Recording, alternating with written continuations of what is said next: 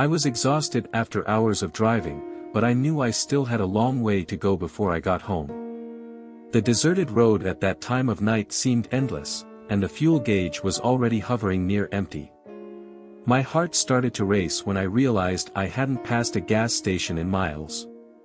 That's when I saw it, an old, abandoned gas station on the side of the road, with a rusted sign creaking in the wind. It looked like it had been out of service for years, the windows were broken, and the peeling paint revealed exposed bricks. But something caught my eye, a faint light flickering at the entrance, as if someone was still there. I had no choice. I pulled over, hoping to find at least some attendant or, maybe, a working fuel pump. When I got out, I felt an unnatural chill in the air, even though it was a warm summer night. It was a cold that came from within, as if the place carried something beyond just physical abandonment. I called out a few times, trying to find someone, but all I got in return was silence. The sound of the wind echoed through the broken windows, and the floor creaked under my feet as I explored the inside of the station. On the dusty counter, there was an old black telephone, its cord coiled and worn by time. I can't explain why, but I felt an inexplicable urge to pick it up. When I did, I heard a voice whispering on the other end, "You shouldn't be here." My entire body froze. I hung up the phone immediately and ran back to my car without even looking behind me. My hands were shaking so badly I could barely fit the key into the ignition. When I finally started the engine, I looked in the rearview mirror to make sure I was alone. But there she was, a tall, thin figure standing right behind my car. Her eyes glowed like two live embers, reflecting the faint light of the headlights. I blinked, trying to make sense of what I was seeing, but when I opened my eyes again, the figure was gone. I sped away like a madwoman, not even caring about the speed limit. The whole way home, I couldn't take my eyes off the rearview mirror. And at every turn, on every dark stretch of road, I could swear I saw that same figure watching me, her glowing eyes fixed on me. I got home completely shaken, my heart pounding in my chest. I tried to convince myself that it was all just exhaustion and an overactive imagination fueled by the darkness and isolation of the road. But since that night, whenever I have to travel, I make sure to avoid that stretch of highway. To this day, when I think about that whispering voice and that sinister figure in the rearview mirror, I feel a shiver run down my spine. And no matter how hard I try to forget, that feeling of being watched has never completely left me.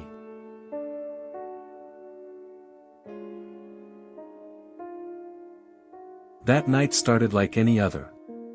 I was already tired, but I knew one more ride would help me cover the month's expenses. The app directed me to a rural area, something I usually avoid at night, but I accepted it anyway. After dropping off the passenger at an isolated spot, I decided to do just one more trip before calling it a night. I got back in the car and immediately noticed something strange, a faint creaking sound coming from the back seat. At first, I thought it was just the old upholstery or some normal noise from an older car. But that sound wasn't normal. It was rhythmic, as if something, or someone, was moving. I tried to ignore it, thinking it might just be my imagination playing tricks on me because of how tired I was. But then the sound changed. Suddenly, I heard soft laughter, almost inaudible, echoing inside the car. I froze. My heart started pounding as my hands gripped the steering wheel, slick with sweat.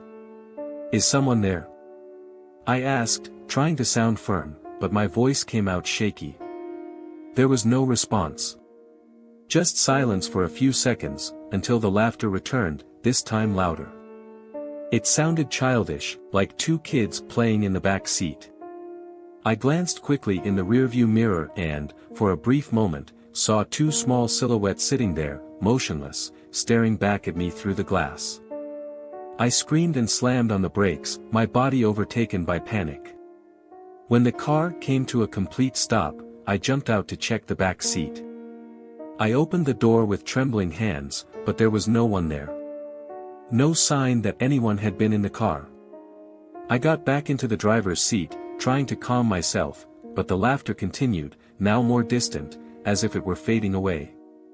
I started the car again and drove home as fast as I could, without looking in the rearview mirror even once. Since that night, I've never accepted rides in rural areas or worked past a certain hour. To this day, whenever I hear any strange noise in the car, I get chills, remembering that laughter and the silhouettes that shouldn't have been there.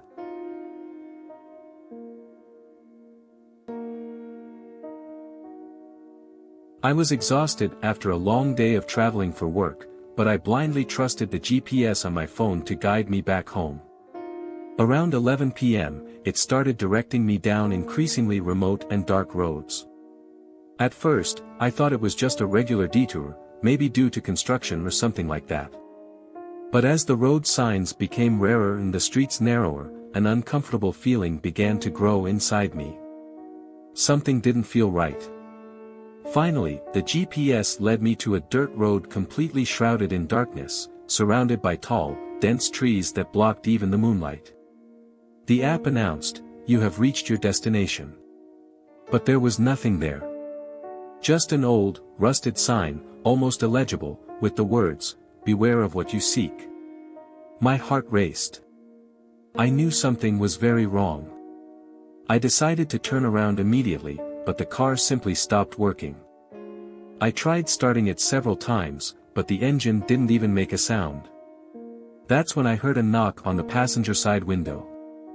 I slowly turned, trying to understand what was happening, and there she was, a pale woman with completely black eyes, staring at me intently. She whispered, her voice echoing as if it came from another world, "You shouldn't have come here."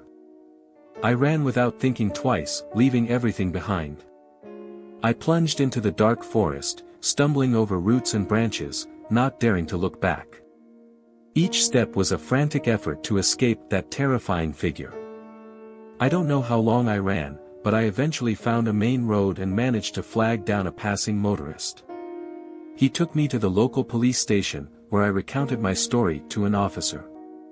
He listened in silence, but when I mentioned the dirt road and the rusted sign, his face changed completely. He stared at me with a serious expression and said, "That road has been blocked off for years.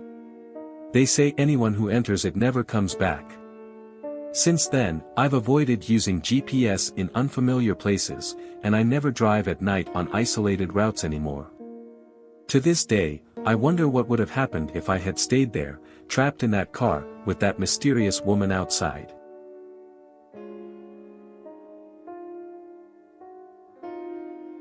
That night started like any other, but it ended in a way that still haunts me.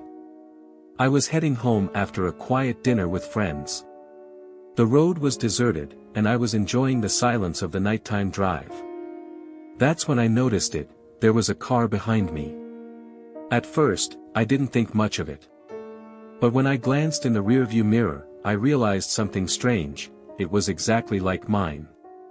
Same model, same color, even the sticker on the side that I had put on months before. It looked like a perfect copy. I thought it was just a bizarre coincidence at first, but soon I grew uneasy. It began mirroring every move I made. When I changed lanes, it did the same. When I slowed down, it slowed too. I tried speeding up to see if I could lose it, but it always kept the same distance, as if it were glued to my bumper.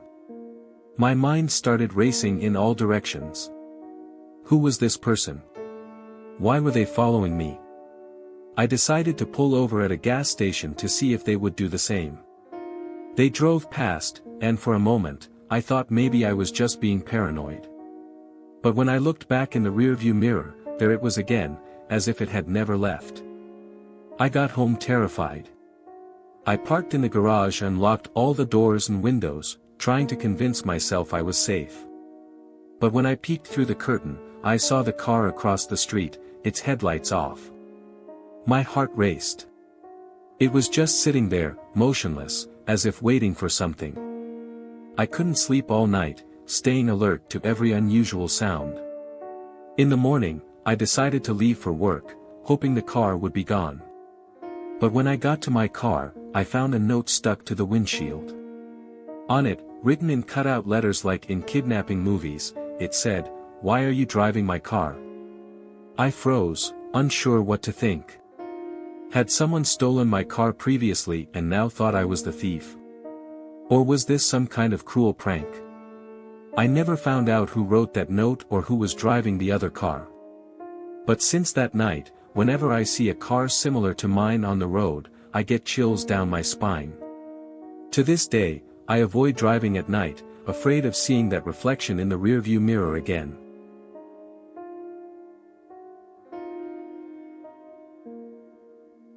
That night was supposed to be like any other. I was driving alone, trying to keep sleep at bay while traveling down a deserted road. To distract myself, I turned on the radio, twisting the dial until I found some music to keep me awake. But instead of a regular station, I stumbled upon something strange, a transmission full of static, metallic hissing, and noise. Amidst all that, I heard a low, distorted voice speaking directly to me, "You are being watched." My body froze. I quickly switched stations, thinking it was some kind of prank or pirate broadcast. But no matter where I changed the frequency, the same voice persisted, always whispering different things. "You know what you did, they are after you, don't go home." I started to get nervous. I sped up the car, trying to create distance from something I didn't even know existed. That's when I noticed an old black car in the rearview mirror. It was far away, but its headlights remained fixed on me, as if it were following me. I floored it, trying to lose it, but it also increased its speed. My mind began racing. Who was that person? Why were they following me? Finally, I arrived home, ran inside, and locked all the doors and windows. When I peeked through the curtain, I saw the same black car parked in front of my house. It was empty, with no one inside. I went back to my car to turn off the radio, hoping that voice would have disappeared. But it was still there, now clearer and sharper, as if it were sitting next to me.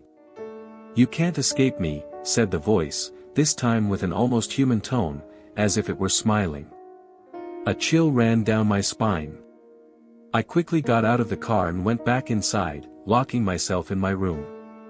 Throughout the night, I stayed awake, staring out the window, waiting for that black car to disappear.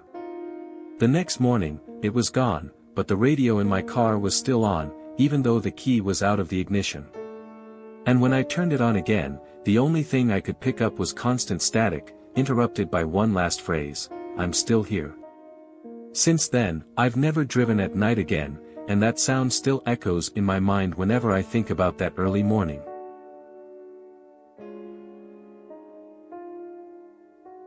That night was supposed to have been quiet. I was returning from a party at a friend's house, tired but relieved to be almost home. The road was dark, with few cars passing by.